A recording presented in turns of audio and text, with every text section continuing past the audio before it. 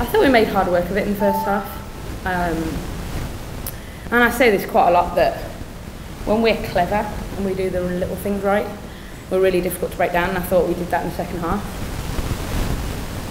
You know, probably disappointed we didn't convert more chances. Although Erin didn't have a lot of saves to make, we put her under a lot of pressure. And you know, games are always alive with a 1-goal lead, so I just felt we'll watch that game back and be pleased with some really good stuff we did, but maybe disappointed that we didn't punish them enough in the second half. Following up with your comment on Erin there, it did seem like Merritt was getting deep and getting service. There was a lot of balls going into the box. Yeah. How were you feeling about the ball movement? I thought we got better as the game went on, collectively with and without the ball. I thought Merritt over the last, I don't know, 4 or 5 games has been great. Since she came back from her injury, she works so hard, and when she does that, it enables everyone else to work around her. And I was really pleased for her that she got a goal, because I think that position for our team sometimes is a really important job, but doesn't necessarily get the credit it deserves. So for her, great that she got on the score sheet, and I thought our ball movement at times was great, really good. You talked about eventually, like the day after, watch a game, and whatever do you feel like you have a lot of adjustments to make, being that you are playing Houston again next week, and I know you're not a fan of back-to-backs? No, I hate them. I don't think we've got loads of adjustments to make. I think we were the better team over 90 minutes, I think. We put, you know, if Houston had have scored in the second half, I think we would have been really disappointed, because I thought we controlled the game. So no, I think the reality is there. It's going to be ridiculously hot, so that might affect the way we play a little bit. But no, we get a few days off now, and obviously the national team has go away, and then we come back in next week ready to go to Houston. And I think great that we've secured playoffs, but by this stage of the season last year, with 5 games to go, we'd win the league, and we weren't in the position where we needed to win every game, and I think that wasn't an advantage to us in the end, but just because of how this championship works. I think if you can go into the playoffs with a winning mentality, then you're in a much better position to then go on and win the whole thing. So great that we've secured playoffs, but we want to finish the season on a high. So that means not just settling for the playoffs, but the Shield? No, we want to win the lot. If we win every game between now and the end of the season, we win the Shield. So we want to go into the playoffs with a winning mentality, and if that means we win the Shield by doing that, then great. We learnt the harshest lesson of all last year about the Shield means a little bit, definitely to probably the non-Americans more, but the reality in this country, the prize is those last 2 games, and we've got to be hopeful. We're now in there, we've got a chance of being in that final 2 potentially. But we've got to make sure we keep our focus on taking every game at a time. And the next target is home field advantage, because it's an advantage. So we definitely want to do that. So. And speaking on that home field advantage, back-to-back games of attendance in the 6,000s, I'm pretty sure that's something you get used to playing in front of. Mm-hmm. Yeah, well. Of course. The crowd were great tonight, actually, really loud, and I had to shout louder than normal,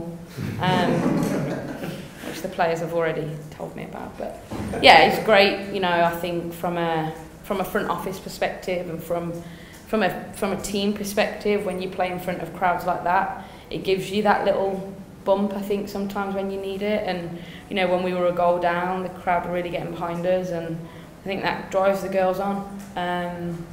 And we love, I've said it before, we love playing here. We love it, and we want to keep the fans coming back. And if we win and we play well, and I think we'll be able to do that. What were your thoughts on Little's play tonight? She seemed entirely dangerous in the box, but couldn't pull that final trigger.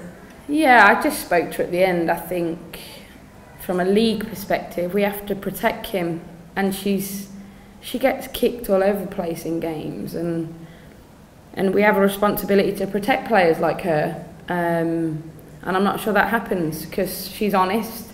She rarely goes down.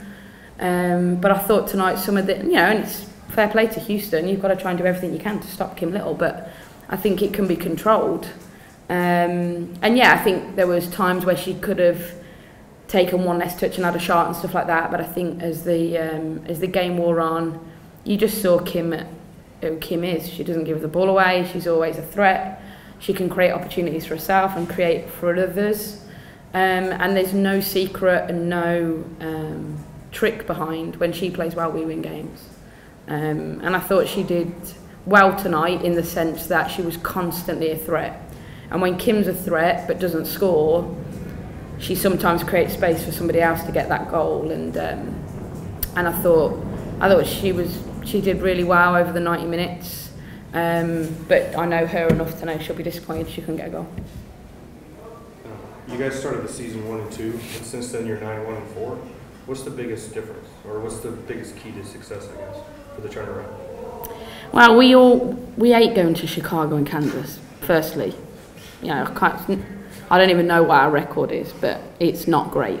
So they were when I saw the schedule and I saw our first 2 home games were Chicago and Kansas. I was like, oh God, because it's just difficult going there. Kansas are a great side.